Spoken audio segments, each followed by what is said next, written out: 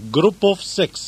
10 мъже и 10 жени решават да направят групов секс, влизат в тъмна стая и казват така: гасиме лампата и кой коя фане, никой нема се сърди. Секса започва, обаче се чува мъжки глас: тука нема ред, бе, братче, какво става сега тук?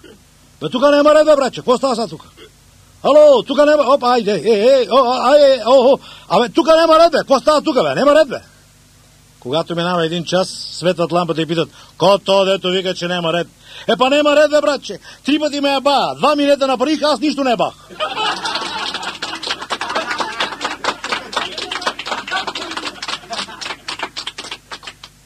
Жена се обажда на любовника си: скъпи, мъжа ми се мина за Пловдив за 2-3 дена, ще дойдеш и знаеш как хубаво ще си изкараме самички, ще си бъдеме тука. Любовникът отива, тя сложила салатка, сядат, хапват, пиват, събличат се, лягат в леглото и в това време се връща мъжа и забрал нещо. Вижда ги двамата голи и вика: абе, виж, то, че правите тука. Мале, ти кой си? Ти че бе жената, така ли? Ела сега не бе му кулята, виж как се ебе. Фанал го, теглил му един кур кунята и го изгонил. Минава един месец, жената пак се обажда на любовника си: скъпи, извинявай се, миналия път, че така се случи, ама то може се забравя по нещо, ама сега замина за Варна и съм сигурна, че няма да се върне. Той пак идва, пак хапват, пиват, тъмън се събличат, мъже и пак се връща. Абе, ти какво правиш тук, бе? Я, тето, значи че бе жената, ела сега не му кур да виж как се ебе. Пак го наебал, пак го изфърлил. Трети път се обажда жената: съжалявам, че така се случи, ама то може се забравя по нещо, бе. Ама виж какво сега, този път замина за Москва, оттам ми се обади, няма начин да се върне. Ами той мъжът ти като няма да идва, аз за какво да идвам?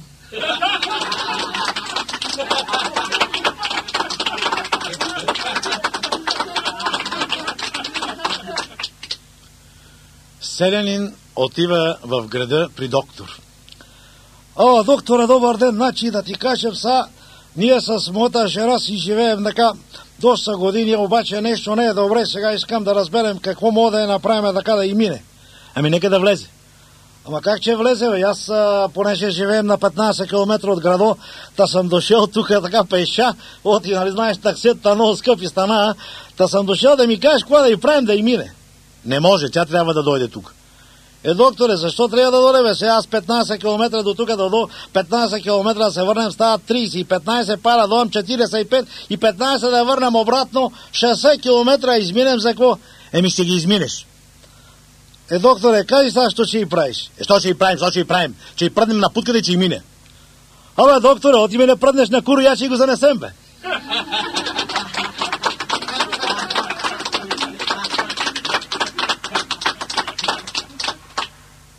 Младеж влиза в аптеката. Другарко, я тук са, да се разбереме тук какво става. Извинете, госпожа, аз съм все още малко... Обаче, гледайте сега тук, виждате ли го това? Това нещо тук, имам така нещо, сте направили много кофти, някакви дефектни стоки продавате. Какви стоки? Ето го, вижте, този презерватив. Ма моля ви се, скриете го. Как че го скрием? Този презерватив дефектен. Гледайте, отдолу има дупка. А знаете ли тази дупка, какво ще ми струва? 18 години издръжка. Или пък яд спин, яд трипер, яд сифилис и така нататък. Може и такива работи. Дайте ми книгата за оплакване, за да мога да се подпиша там аз. Да пишат и да се оплача. А от опашката се обажда старец. Пиши, синко! И пиши, и че се угъват!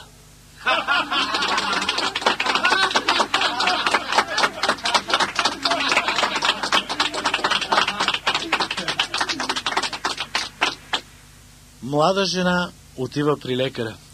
Докторе, вижте какво, аз, така да се каже, не знаете, на млади години, така, съм направила една грешка и не съм девствена, както се казва.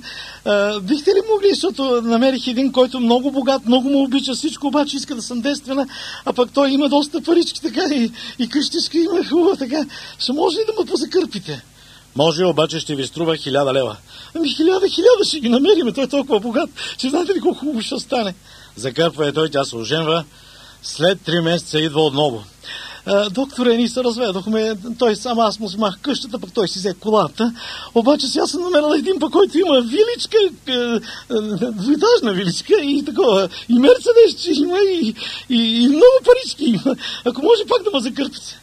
Готово, нали ви казах 1000 лева? Ма разбира се, няма проблеми. Пак я закърпва, минава 2-3 месеца, тя пак идва.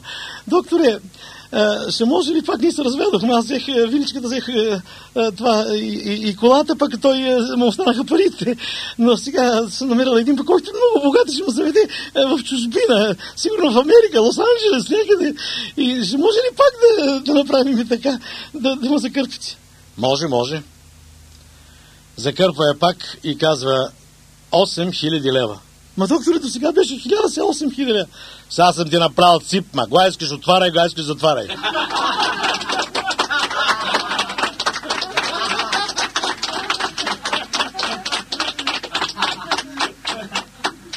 Гражданин вика по улиците. Помощ! Среща един полицай. Господин полицай, в градинката голям бой, кръвопролитие. Какво става, бе? Кажи, какво е положението? Бият са курвите и педерастите. А полицай отговаря, от нашите има ли жертви?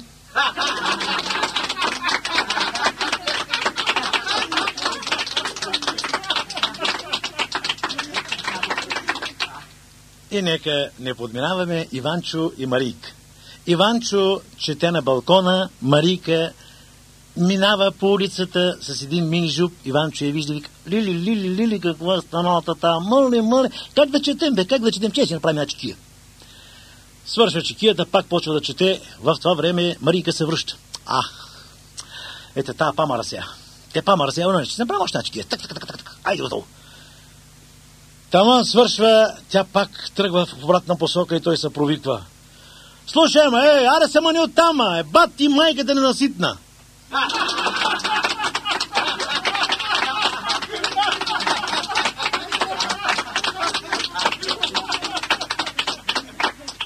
Борец влиза при доктора. Добър ден, докторе. Аз съм дошъл да ме кастрираш. Как така да ви кастрирате? Вие сте млад човек.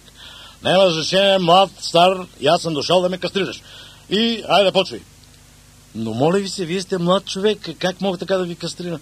Слушай, всички се кастрират, аз няма да се кастрирам. Кой ще ми говориш ти? Да не знам бухалката сега. Айде, почвай. Добре.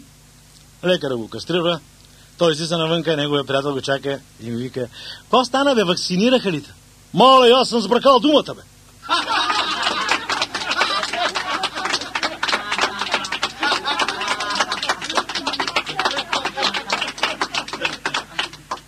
Гражданин отива при доктора. Докторе, сега вижте какво, ние с моята жена сме женени от 15 години и така като сме си женени за тия 15 години, така, докторе, вам доста време така сме си женени. Чакай, бе, казвай сега какво искаш. Иска да кажа, защото ние от 15... разбрах, че от 15 години сте женени. Ти адвокат ли искаш или доктор? Не, доктор искаме, доктор, глеса. Едно време, като се ожениме, жената беше една тесничка така и като го вкарам, разберем, че е вътре. Па сега след 15 години се разшири малко. И се разшири, не мога разберем, га е вътре, га е вънка, почнем да ебе. Аз не мога да я направя по-тесно, това нещо не може да се направи, но мога да ги дам един акъл. Кажи, докторе, какъв е тази акъл, че стане ли тесна? Че стане временно, така може да се оправи. Гледай сега, ще я чакаш така, като задреме, ще извадиш един пистолет и че гръмнеш във въздух, тя ще се стресне и ще бъде по-тесна около 1-2 часа. На другия ден доктора среща пациента си. Какво стана, бе? Стана ли тесна? Докторе, тоя къл дет ми го даде 3 бели стара, бе, бракче. Я като грамна, куро ми спадна. Жената се насра, един излезе от гардероба и вика, предавам се!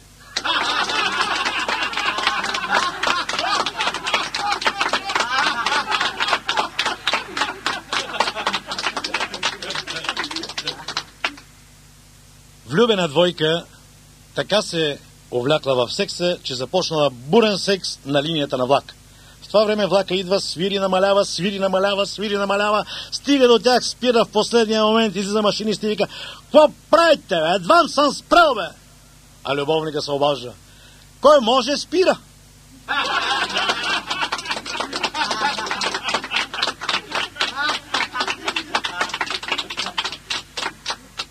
Мъж заварва жена си с любовника голи Влиза, вижда ги, те още не го виждат и той рекал: а сега, леле, фанах я тая, леле, ама те то ще го тепам, леле, какво да го правим то? Как да го... Леле, че го правим, чекай сега, то тиган от Тефал, ете тия са тежки, сега ще го ударим у газо, ма с всичка сила ще го ударим у газо. И силва са, трес у газо, а он я казва: ей, влезна.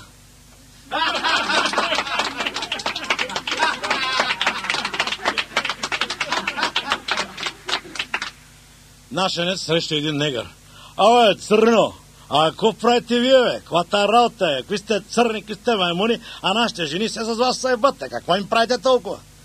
Ние беме много хитър, защото ние вкара много бавно вкарва и жена мисли, че е много дълъг и затова се снаша, бе.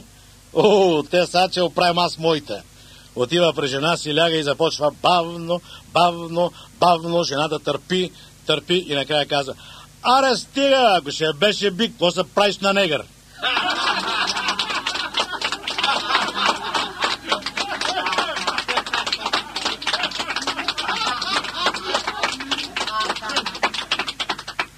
Свекърва и снаха си говорят: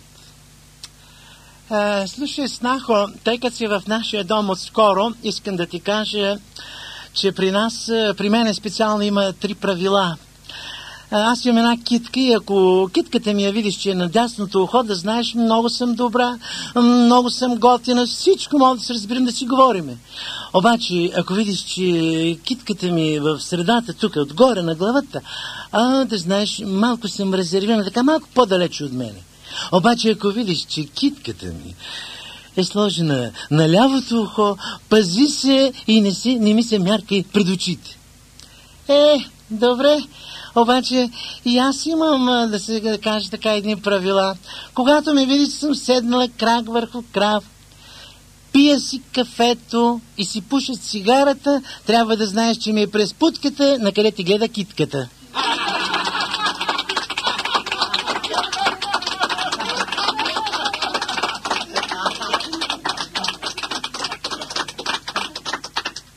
На едно събрание ораторът казва: драги селяни, да ви кажа право, алкохола е нещо най-вредно, нещо, което не трябва да се употребя, а вашето село, както се казва, доколкото разбрах, е на второ място по потреба на алкохол. И така, искам да ви кажа алкохола защо е вреден, защото всяка една чаша алкохол съкращава животът на човека с 5 години. От дъното се обажда един стар пияница: абе, ти ме върна на майка ми опутка да го кажа, че аз изобщо съм се ръждал.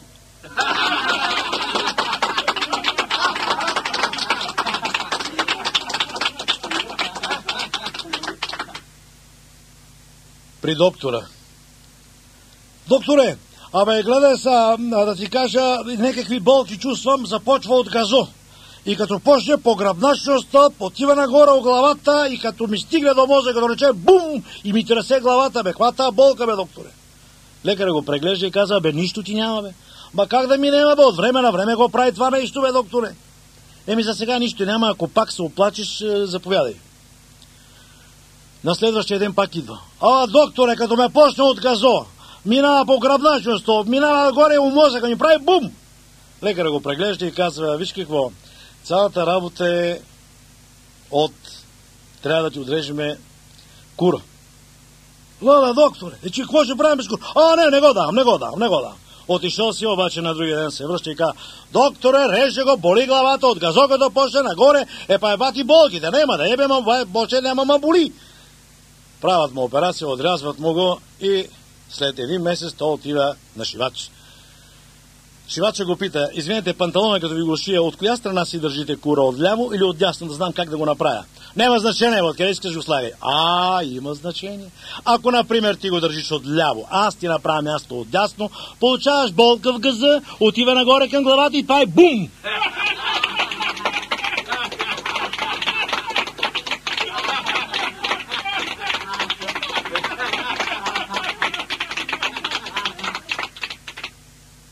Мъж при проститутка и на сутринта става и дава 5000 лева. А тя му казва: мисля, че с нощ се разбрахме само за 1000. 4 бона ти давам да траеш, на никой да не кажеш, че не ми е станал.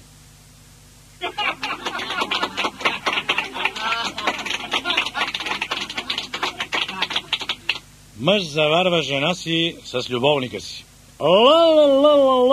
Що правиш тука тима? Какъв е този човек гол тука, а? Я чекай малко.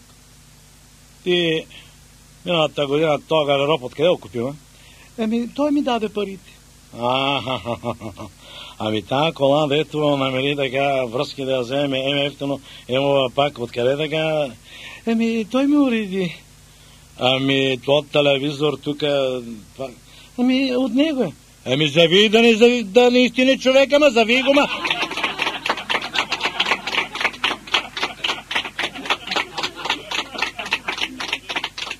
Двама шопи срещат едно магаре. Моля това магара са да отидеш и да го разсмееш. Момба! Отива, казва нещо на ухото и магарето почва да се смее, да се търкаля, да се смее, да се търкаля. Какво му каза, бе? Това си е тайна, брачи. Добре, бе, а сега моля го разплашиш. Моля, разбира се, отива пак до магарето ревнало, отрев и избегало. Кажи ми сега първия път, какво му каза, бе? Първия път му казах, че мой е по-голем от неговия и той умре от смех. Добре, а втория път как го разплак? Втория път му го показах.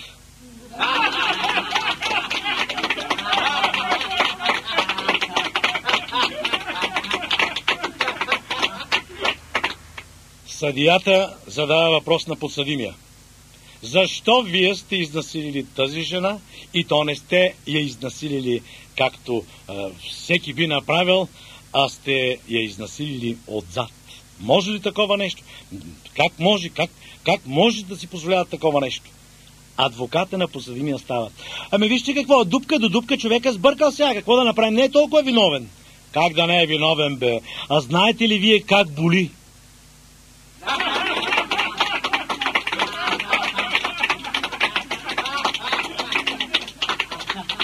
Двама борци карат една крава. Един река, слушай се, оне ни каза, че тая крава трябва да се пои и да се пасе и че дава млеко. Обаче пасенето у нас сама го правим, а поенето как ще бъде? Как ще бъде поенето, бе? Завираш и главата от водата, аз ще дигнем опашката да гледам, когато се напълни нивото. Един е заврял на кравата главата в реката, а другият дигнал опашката и гледа, кравата от зор се изсрала на главата му, а той се провикнал. Стоп, засмукватиня!